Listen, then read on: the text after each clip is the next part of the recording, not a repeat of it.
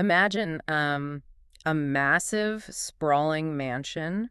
From the outside, it looks absolutely spectacular. Right. Like, the driveway is paved with gold, the chandeliers are crystal, there's a garage just full of Ferraris, the ledger says this house is worth billions, but then you open the front door and you walk inside. And it's a different story. Completely.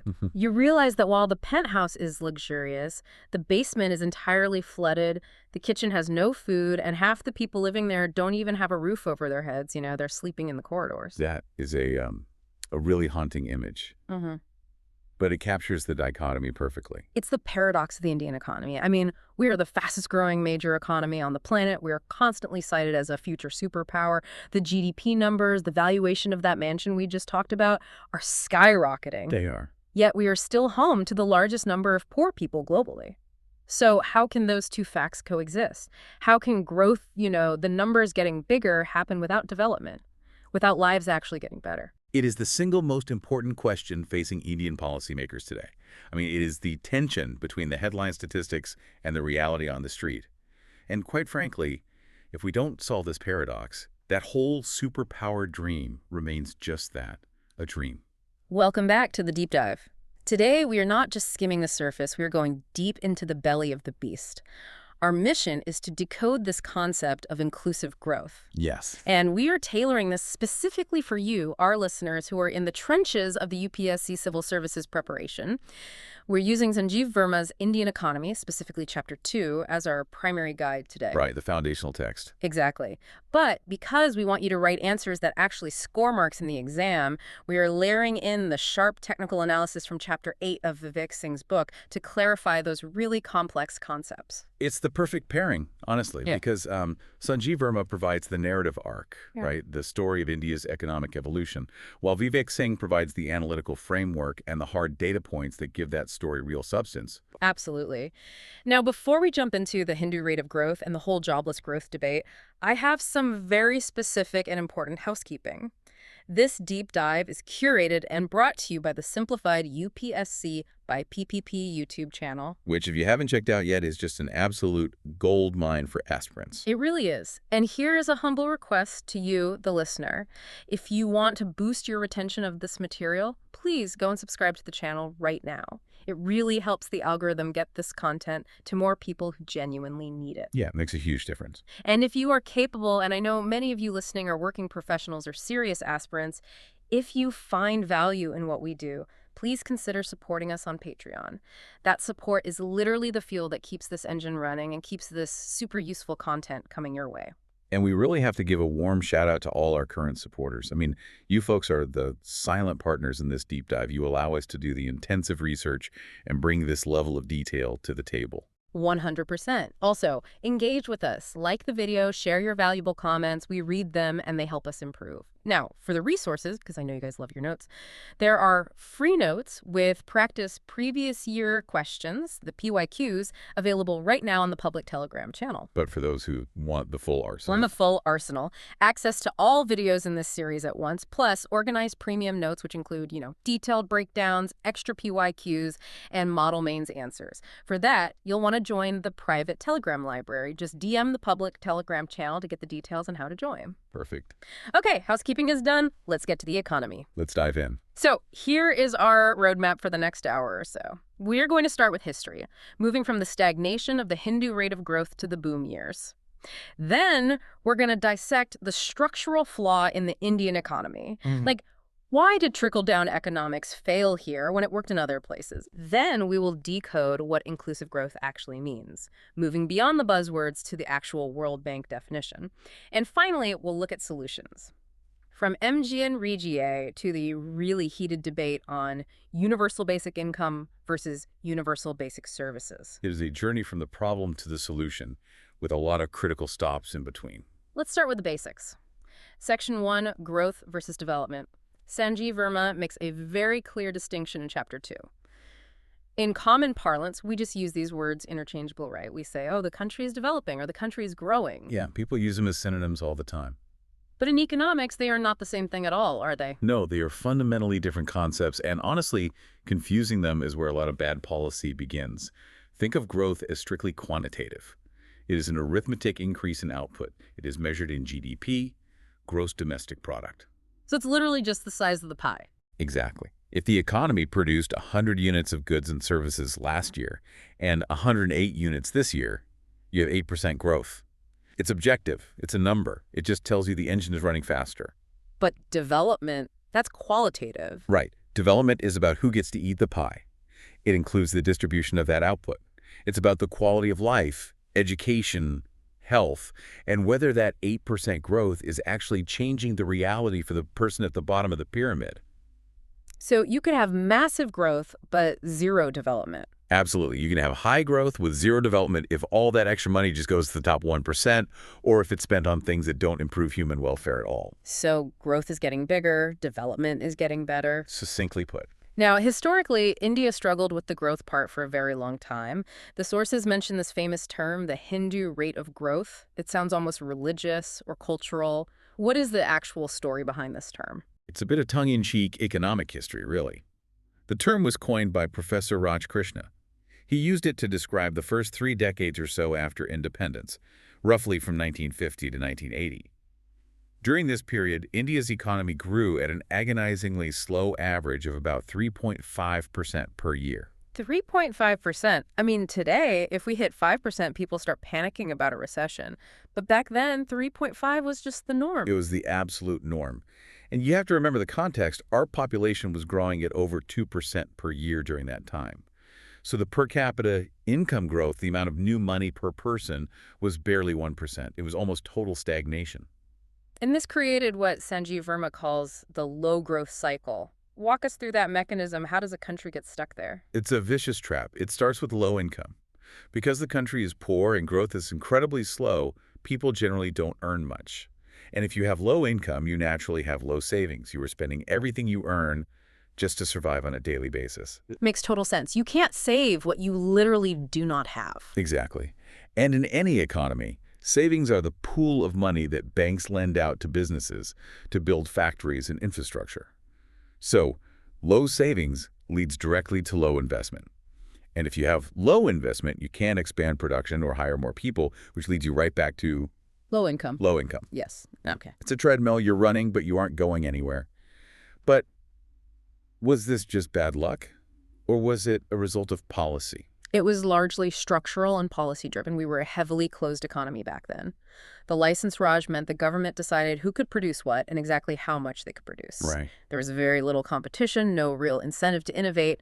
We were insulated from the world markets. So we were just stuck in this 3.5% groove for decades. But then the 21st century hits. Well, actually, the reforms of 1991 start kicking in, and we see a massive shift. The cycle finally breaks. It shatters. We start seeing growth rates of 7%, 8%, sometimes even touching double digits in the mid-2000s. The size of the pie didn't just grow, it exploded. We became the darling of global investors. So technically, the growth problem was solved. We got the numbers up. The mansion was getting its gold-plated driveway. But this is exactly where Sanjeev Verma drops the hammer in Chapter 2. He argues that despite this massive growth, the development side didn't keep pace at all. Which brings us to the famous trickle-down theory. Ah, yes. The trickle-down theory. It was the dominant economic philosophy of that entire era globally, not just in India. I love the analogy used in the sources. If you feed the horse enough oats, some will pass through to the road for the sparrows. It is vivid, isn't it? A bit crude, but highly accurate to the mindset. The idea was that you don't actually need to worry about the poor directly. Just focus on making the rich richer, or rather, making the industries and the corporate sector grow rapidly. Right. Give them tax breaks, deregulate, let them expand. Yes, and as they grow, the theory goes, they will build factories, they will hire people, wages will naturally rise, and the wealth will naturally percolate or trickle down to the masses at the bottom. It sounds so logical on paper. If a massive conglomerate grows, they hire more people. Those people have salaries. They spend money at the local grocery store. The grocer makes money. Everyone wins. But the verdict from our source, Sanjeev Verma, is pretty brutal. He says this completely failed in India. It failed because the mechanism of the trickle was inherently blocked. High growth happened. Yes, we saw the numbers. But it didn't significantly lower absolute poverty numbers at the pace that was required, and it certainly didn't reduce regional imbalances. Yeah, the inequality just widened. Exactly. You had states like Maharashtra, Tamil Nadu and Gujarat flying high, fully connected to the global economy. Meanwhile, states like Bihar, Uttar Pradesh, and Odisha were still essentially stuck in that low-growth trap we talked about earlier. So the growth became exclusive rather than inclusive. The hordes got very fat, but the sparrows were still starving. Precisely. And as students of the economy, we have to ask why. Why did the oats stay in the horse? This isn't just a story about corporate greed. It is about the fundamental structure of the economy, which takes us neatly to Section 2, the structural flaw. This is the part that I found most fascinating in the reading. It explains so much about modern India. To understand why trickle-down failed, you really have to look at the structure of India's GDP versus its workforce. Let's look at those numbers. It is a glaring mismatch, and it is largely unique to India on this scale.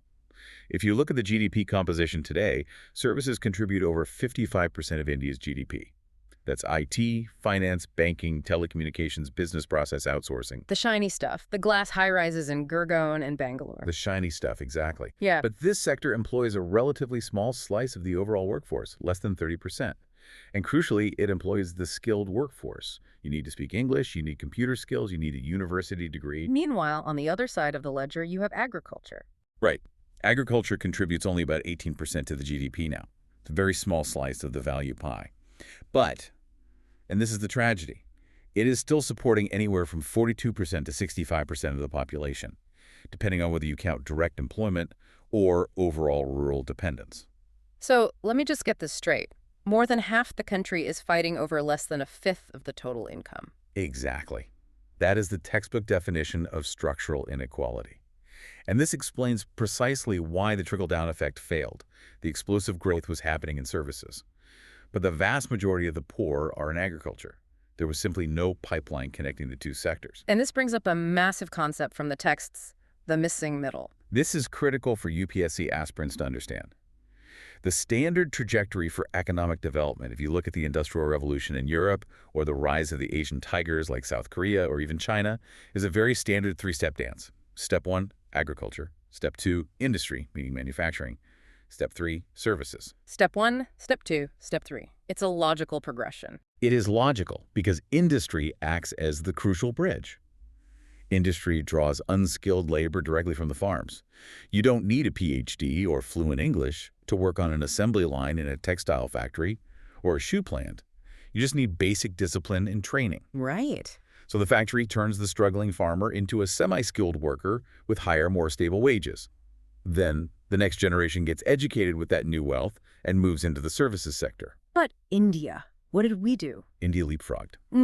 We went straight from step 1 to step 3. We jumped from agriculture directly to services, completely bypassing the broad maturity phase of manufacturing. We became a global service superpower without ever becoming a factory to the world. So we have these world-class software engineers in Bangalore building complex apps for the U.S. market, but we don't have the massive factories to employ the guy who just had to leave his failing farm in Vidarbha. Precisely. A software company in Bangalore doesn't need a displaced farmer. They need a coder. So the farmer stays on the farm in disguised unemployment or becomes a casual laborer or migrates to a city slum to become a security guard or a food delivery driver. Wow. He never gets that value-add factory job that creates a middle class. The wealth generated in the services sector stays largely within that small, skilled, urban ecosystem. It doesn't trickle down because the structural pipes, those manufacturing jobs, just aren't there to carry it down to the grassroots. That is a profound structural failure, and it connects directly to a previous year question from the 2015 mains. I really want to read this out because it's so incredibly relevant to this exact point. The question was, the nature of economic growth in India in recent times is often described as jobless growth. Do you agree with this view? That is a classic UPSC question. It asked for your opinion, but it absolutely demands hard facts. And based on our sources, the answer leans heavily towards yes. Both Sanjeev Verma and Vivek Singh analyzed this extensively. To answer this effectively, you need to use a very specific technical term, employment elasticity. Let's unpack that. Employment elasticity. It sounds like a rubber band. In a way, it is. It measures how much employment stretches or grows when the GDP stretches. Specifically, it measures how many jobs are created for every single unit of GDP growth. So if GDP grows by 1%, ideally, jobs should also grow by 1%. In a perfectly labor-intensive economy, yes, ideally. In the 1970s and 80s in India, the employment elasticity was around 0.4. So 1% GDP growth brought roughly 0.4% job growth. Not amazing, but decent. Okay. But post-reforms, especially in the 2000s during our really high growth phase, that number plummeted. It dropped to near 0.1, and in some specific sectors, it was actually negative. Wait, negative? How is that possible? Yes, negative. That means the economic output of that sector went up, but the number of jobs actually went down. That happens when you heavily replace people with machines, automation, or highly efficient software. This is the absolute statistical proof of jobless growth. The growth was driven by capital-intensive sectors, machines, automation, high finance, not labor-intensive sectors like textiles, leather goods, or mass construction. So the numbers look great on a government spreadsheet. The GDP is up 8%. But if you walk down the street in a Tier 2 city, people just aren't finding work. That is jobless growth in a nutshell. And that is a ticking time bomb for any nation. Because if people have no jobs, they have no income. If they have no income, there's no domestic demand for goods. And eventually the growth itself will just collapse under its own weight. And that brings us to the core mission of this deep dive. If trickle-down failed and growth alone isn't enough, what is the alternative? The alternative is inclusive growth. Right. Section 3, Decoding Inclusive Growth. Now, Vivek Singh's Chapter 8 gives us a really solid, concrete definition here, because it's not just about being pro-poor, right? Pro-poor could just mean giving charity. Exactly. Pro-poor can actually be quite patronizing. It can mean keeping people poor but slightly more comfortable through handouts. Inclusive growth is fundamentally different. It is broad-based. The World Bank definition, cited in the text, is beautiful in its simplicity. It says inclusive growth is growth that allows people to both contribute to and benefit from economic growth. I really love that distinction. Contribute to, that's the key right there. It's not just sitting there passively waiting for a government handout. It's about being an active part of the economic engine. It's about agency. It is entirely about empowerment. Vivek Singh breaks this down into 4 specific attributes that make growth truly inclusive. If you are writing a mains answer on this topic, these are your 4 pillars. You must include them. Let's list them out and break them down for the listeners. Pillar number 1 is opportunity. The economy has to actually generate jobs. We just talked about the lack of this. You simply cannot have economic inclusion if you don't have work available. This means aggressively reviving the manufacturing sector, boosting MSMEs, and actively creating labor-intensive growth. Okay, so opportunity is the job market existing in the first place. Correct. Pillar number 2 is capability. You can create 1 million new jobs tomorrow, but if your population is illiterate, severely malnourished, or completely unskilled, those jobs will just stay empty, or they'll go to foreign workers. Right. So capability means massive investments in education, healthcare, and targeted skilling. It's about making the human being physically and mentally capable of taking the opportunity that was created. So opportunity is the open door, and capability is the strength and knowledge to walk through it. That's a very nice analogy. Pillar number 3 is access. This acts as the bridge. You have the job, which is opportunity. You have the skill, which is capability. But can you physically and structurally get to the job? What do you mean by structurally? Do you have a road connecting your village to the factory? Do you have reliable electricity to run your small shop? Do you have a formal bank account to get paid your salary? Do you have internet access to even apply for the job in the first place? Access is all about infrastructure, both physical and financial. That makes total sense. And the 4th pillar? Pillar number 4 is security. Because, let's face it, life happens. Markets are highly volatile. There might be a global recession, a severe drought, or a massive pandemic. If you lose your job or get sick, do you immediately fall back into extreme, crushing poverty? Or is there a safety net to catch you? Security means health insurance, old age pensions, and robust social protection schemes. So opportunity, capability, access, and security. That is a really comprehensive, airtight framework. It is, and it highlights a crucial distinction that UPSC prelims questions often try to trick you on. Inclusive growth is about the process, not just the outcome. They spend on that process versus outcome. Pure income redistribution, like taxing the rich heavily just to pay cash to the poor, is focusing solely on the outcome. It's a Band-Aid on a gaping wound. Inclusive growth focuses on the process of participating in the economy, building those 4 pillars so that people generate their own wealth and you don't need the Band-Aid in the first place. It's the classic proverb. It's the difference between giving a man a fish which is the outcome, Mhm. and ensuring he has a fishing rod, the skill to use it, access to a well-stocked pond, and maybe some insurance in case the pond dries up one summer. Perfectly put. That is inclusive growth. And we also need to look at the specific dimensions of this inclusion in the Indian context. It isn't just about economic class. Right, it goes deeper. Much deeper. It's social. Yeah. We have to address the deep historical marginalization of scheduled castes, scheduled tribes, and definitely women. The Gender Inequality Index in India is still a major, major concern that holds back massive economic potential. It's also highly regional, isn't it? A huge issue. We have a severe geographic divide between the peninsular states, the South and the West, which are growing incredibly fast and attracting FDI, and the hinterland states, the North and the East, which are lagging far behind. Inclusive growth means deliberately dragging Bihar, UP, and Jharkhand up to the economic level of Tamil Nadu and Maharashtra. And finally, financial inclusion, literally bringing the unbanked masses into the formal financial system. Which is arguably the foundation for everything else we just talked about. Speaking of all these gaps, let's move to Section 4, measuring the gap. We know the growth isn't inclusive, we've established that, but how bad is it really? We have some specific metrics provided in Vivek Singh's text. We do. And the most famous one, the absolute rock star of inequality metrics that every UPSC aspirant must know, is the Gini coefficient. Explain this simply for us. How does it work? Think of it as a sliding scale from 0 to 1. 0 represents perfect mathematical equality. Every single person in the country has the exact same income. It's a theoretical socialist paradise. 1, on the other end, represents perfect absolute inequality. One single person has all the money in the entire country, and everyone else has exactly 0. A tyrannical dictatorship, basically. So where does India currently stand on this scale? India's income Gini coefficient is currently around 0.55. That is considered quite high globally. Yeah. It indicates very significant income inequality. But if you look at the wealth Gini, that's even more alarming. It's hovering around 0.74. 0.74. That shows a massive, almost feudal concentration of hard assets like land, gold, corporate stocks right at the very, very top. It does. It means the ultra-rich aren't just earning higher monthly salaries. They literally own the underlying assets of the country. And usually, economists rely on a standard theory called the Kuznets curve to explain this phenomenon during development. Right, the famous inverted U-shaped graph. Yes.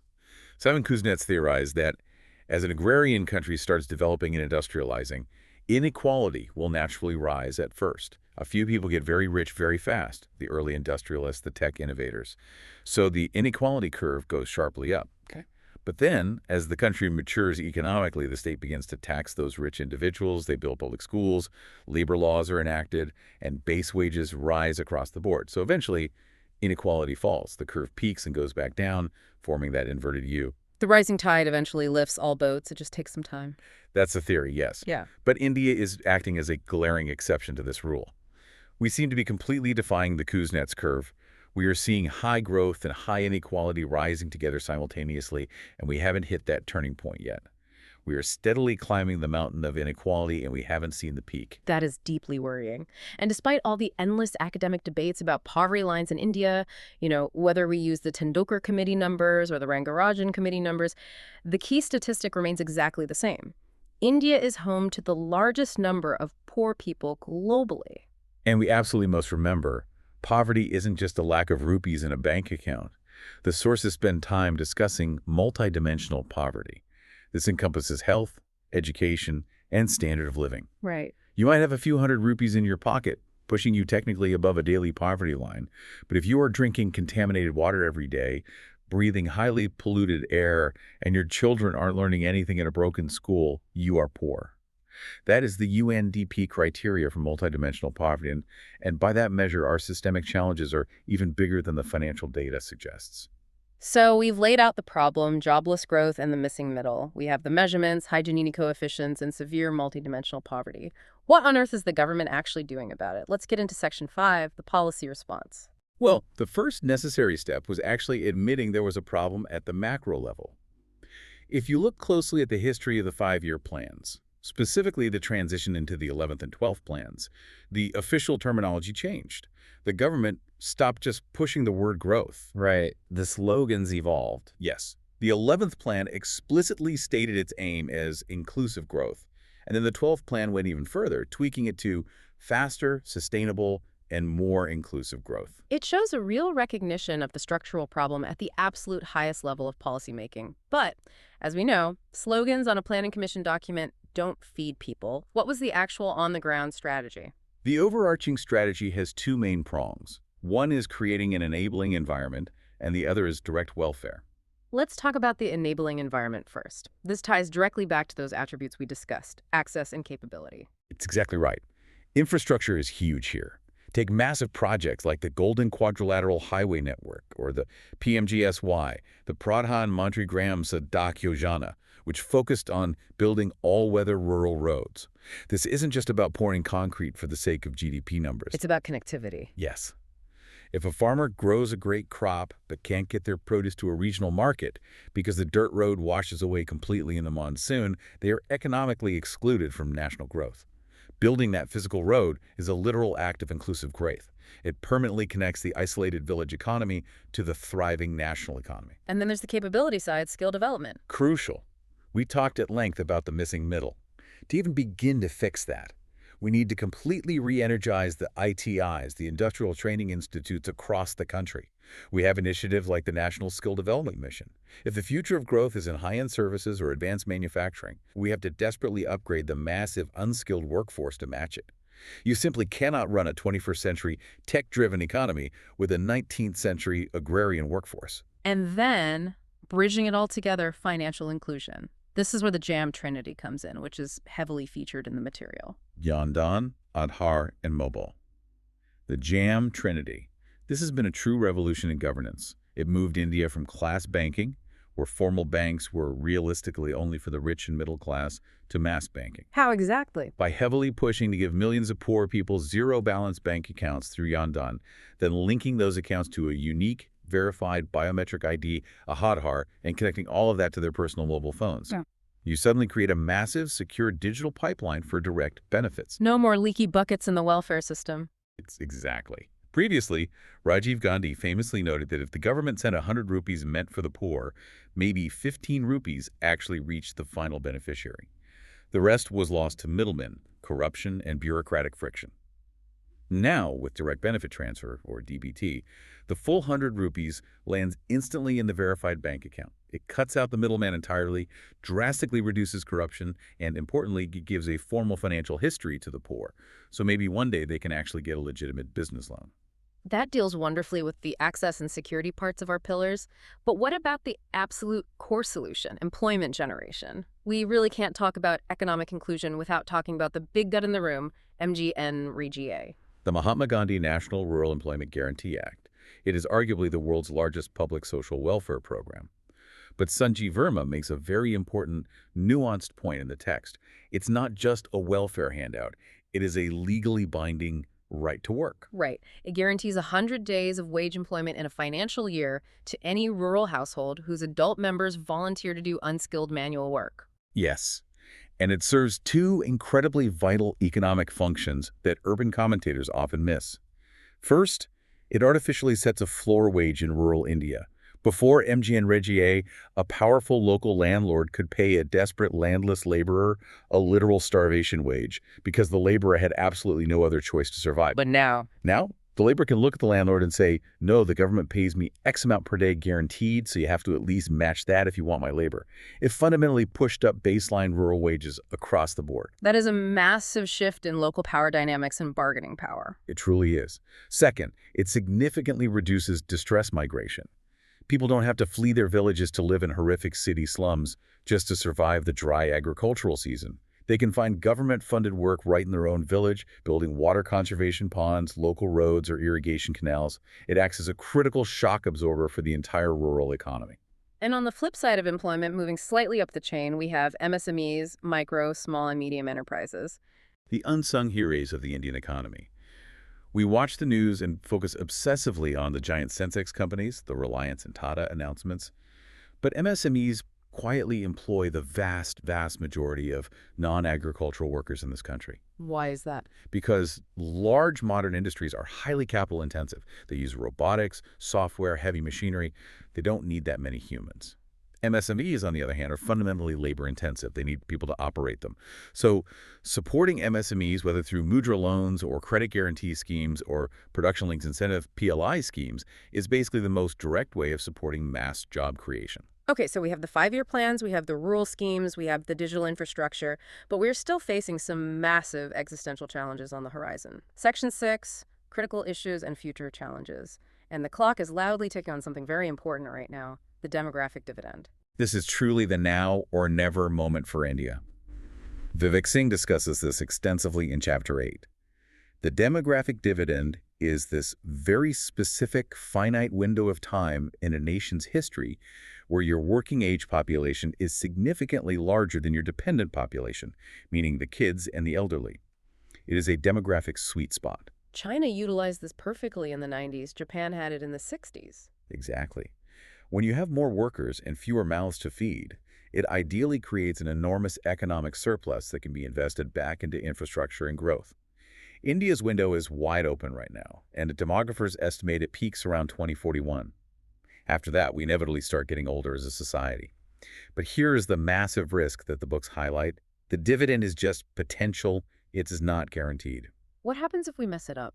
If we don't capitalize on it? If those millions of young people entering the workforce every year are unemployed or worse, unemployable because they completely lack relevant skills, the demographic dividend rapidly becomes a demographic disaster or a demographic nightmare. Yeah, it's terrifying. You end up with tens of millions of highly frustrated, unemployed young men and women. Historically, that leads directly to severe social unrest, skyrocketing crime rates, and deep political instability. This is exactly why the jobless growth issue we dissected earlier is so incredibly dangerous. We are literally racing against the clock. As the saying goes, if a country doesn't get rich before it gets old, it is in a deep, deep trouble. And you really can't solve this employment and demographic crisis without addressing the massive elephant in the room, agriculture. Sanjeev Verma is very, very emphatic about this in his writing. You simply cannot have true inclusive growth in India without robust agricultural growth. Why? Because that is where the vast majority of the absolute poor still live. You can't modernize a country by effectively ignoring half of its workforce. But traditional farming is becoming increasingly unviable, isn't it? We have shrinking land holdings, unpredictable monsoons due to climate change, rising input costs. Which is exactly why the text calls for a rainbow revolution. Not just repeating the Green Revolution, which was highly focused on just cereal crops like wheat and rice in specific regions. We need a broad-spectrum approach. We need the White Revolution for milk and livestock. India is the largest milk producer, and crucially, that daily cash flow goes directly into the hands of small and marginal farmers, particularly women. What else? We need the Blue Revolution for fisheries and aquaculture, the Yellow Revolution for oilseeds. It's all about crop diversification and moving up the value chain. Exactly. The 2015 GS3 PYQ actually explicitly asked about the economic potential of the livestock sector. It acts as a huge income buffer. If the monsoon fails and the wheat crop dies, the cow still gives milk every morning. It de-risks the vulnerable farmer from climate shocks. That is exactly the point you need to make in your main answers. It provides security, which is our fourth pillar of inclusive growth. Now, moving on to a policy debate that always gets really heated in economic circles. Universal basic income versus universal basic services, UBI versus UBS. The annual economic survey has discussed UBI in detail before, the idea of just giving everyone a flat, unconditional cash transfer every month. This is a fascinating and highly relevant policy debate for UPSC. UBI is very tempting, theoretically. The argument goes like this. The Indian government currently spends hundreds of billions of rupees on a tangled web of subsidies, fertilizer, food grains, fuel, electricity. But there is so much administrative leakage, corruption, and misallocation in delivering those physical goods. So the UBI argument is, why not just scrap all those complicated subsidies entirely and just transfer the equivalent cash directly to every citizen's bank account using the JAM Trinity? Exactly. It sounds incredibly efficient. Cut out the massive bureaucracy, eliminate the corruption in the PDS ration shops, and just give the cash. Proponents argue it gives people ultimate agency. If I am poor and I want to spend my UBI on high-protein food instead of just cheap rice, I can. If I want to save it to buy farming tools, I can. I am not being rigidly told what I need by a distant bureaucrat in Delhi. It does give agency, and a lot of global economists argue it provides a necessary baseline safety net against future massive job losses from AI or industrial automation. But the cons in the Indian context are pretty massive, right? They are staggering. First is the sheer fiscal burden.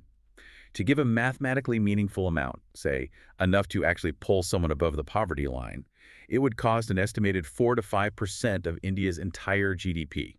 Where does that astronomical amount of money come from? You would literally have to shut down public schools, halt highway construction, and defund hospitals just to pay for the cash transfers. And then there's the frequently cited moral hazard argument. Will people just stop working if they get free money? The empirical evidence on that is actually quite mixed globally, but in a developing economy, it's a risk. However, the much bigger immediate macroeconomic issue is inflation.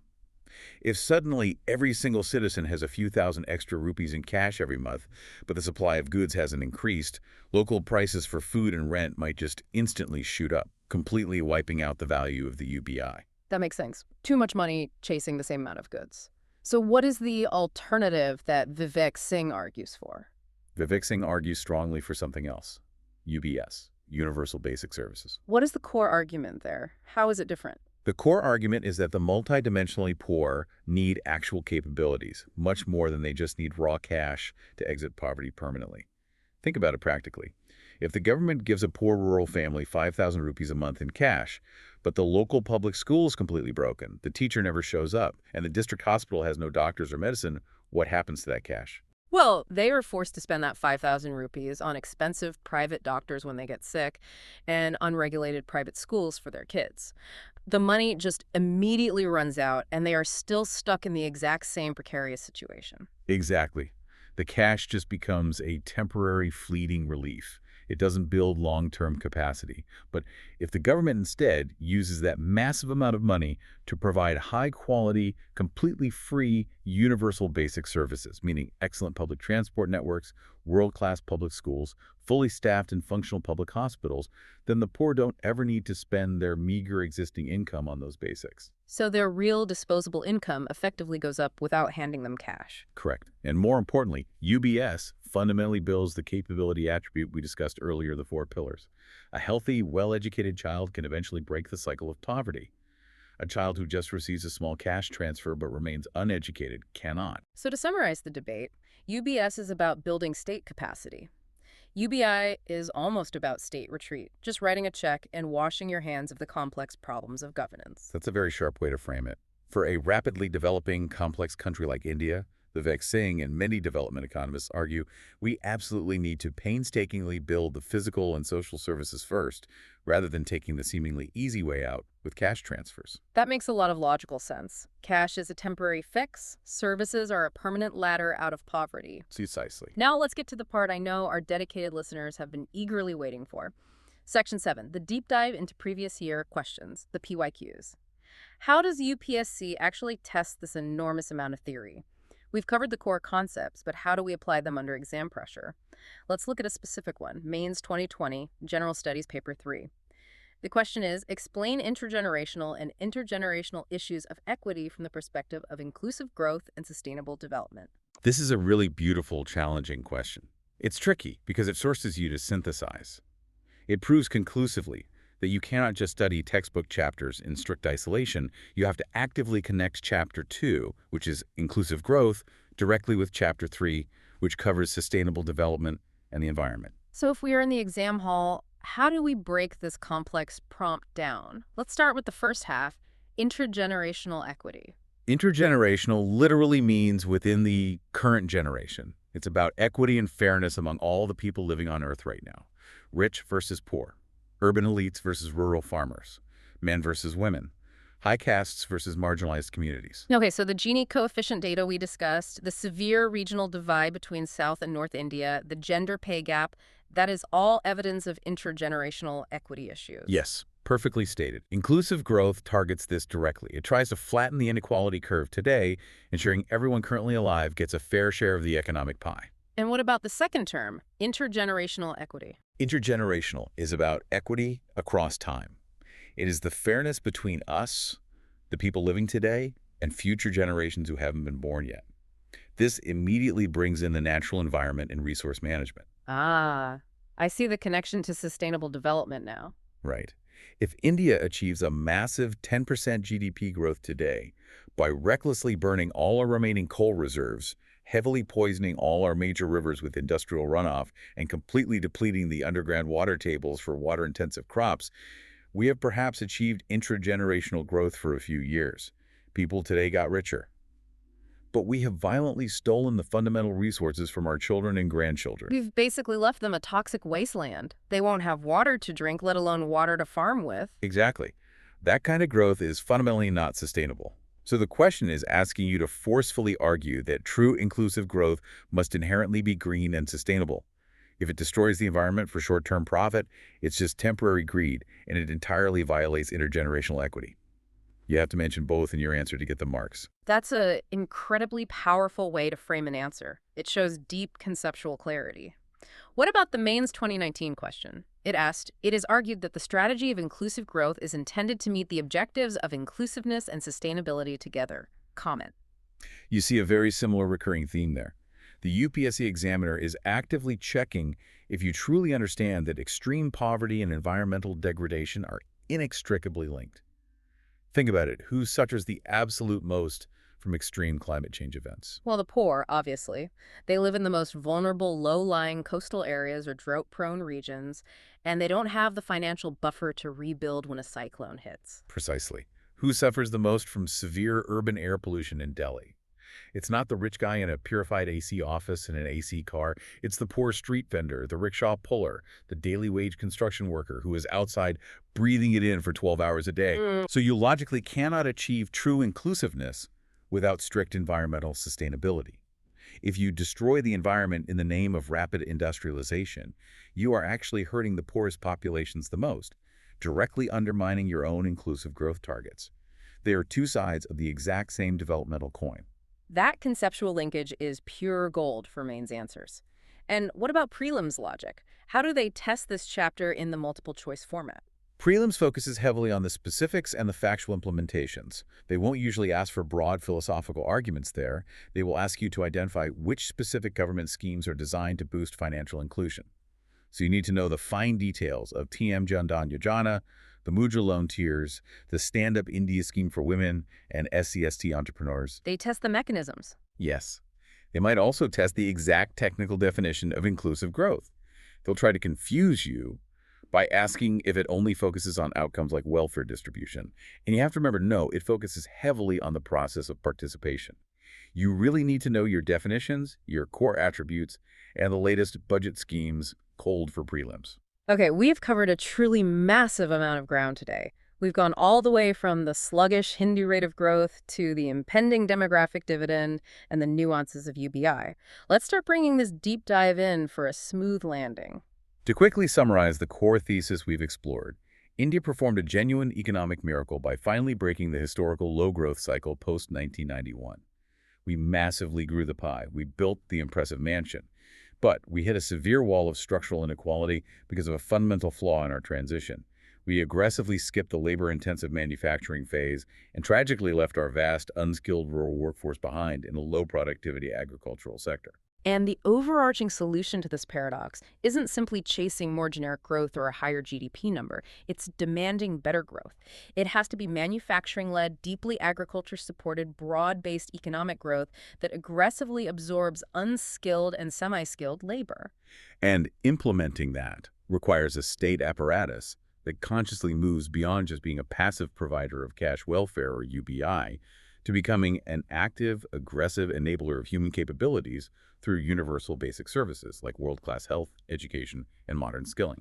I want to leave you, the listener, with a final, slightly provocative thought today, something the sources hint at, but we need to really ponder. Is our entire national obsession with the headline GDP number fundamentally misplaced? It's a highly valid, critical question. If India successfully becomes a $5 trillion economy in the next few years, which is the stated political goal, but simultaneously income inequality drastically widens and our natural environment is irreversibly destroyed, have we actually succeeded as a nation? The sources, and frankly common sense, suggest we should perhaps look much closer at metrics like the Human Development Index, the HDI, where India unfortunately still ranks very low, around 130th globally. Or even explore alternative concepts like gross national happiness that prioritize well-being over sheer output. Ultimately, economic growth is merely a means to an end. It is a tool It is not the end goal itself. The true end goal of any economy must be broad human well-being. If the GDP graph goes up, but average happiness, health, and social cohesion go down, the economic model has fundamentally failed the people it's supposed to serve. That is definitely something profound to mull over as you continue your study sessions. Maybe the ultimate goal isn't just baking a much bigger economic pie, but ensuring it's a sweeter one that absolutely every citizen gets a meaningful slice of. Indeed. A very fitting conclusion. All right, that is officially a wrap for this extremely comprehensive deep dive into inclusive growth. I really hope this detailed breakdown cleared up the fog around these dense economic concepts for your UPSC preparation. A final, crucial reminder. This incredibly detailed content is researched, curated, and brought to you completely free by Simplified UPSC by PPP. Please take a second right now, go subscribe to the YouTube channel. It's just a small click for you, but it's a giant leap for our ability to keep producing this. And if you found genuine academic value here today, please support us on Patreon so we can afford to keep diving this deep into the syllabus. A huge, heartfelt shout out again to all our current supporters. You literally make this level of analysis possible. Don't forget to like this video, and please leave a comment down below. We actually read them. Tell us, based on today's discussion, do you personally think UBI or UBS is the more realistic, better path for India's future? We really want to hear your analytical take on it. And remember, the free revision notes and the practice PYQs we discussed are sitting right now on the public Telegram channel. And the premium notes, complete with those highly structured model answers which are absolutely crucial for tackling those complex mains questions we just analyzed, those are available in the private library. Just DM the public channel to get your access. Until next time, keep studying hard, keep learning, and keep questioning the numbers. And always, always keep connecting the dots across your syllabus.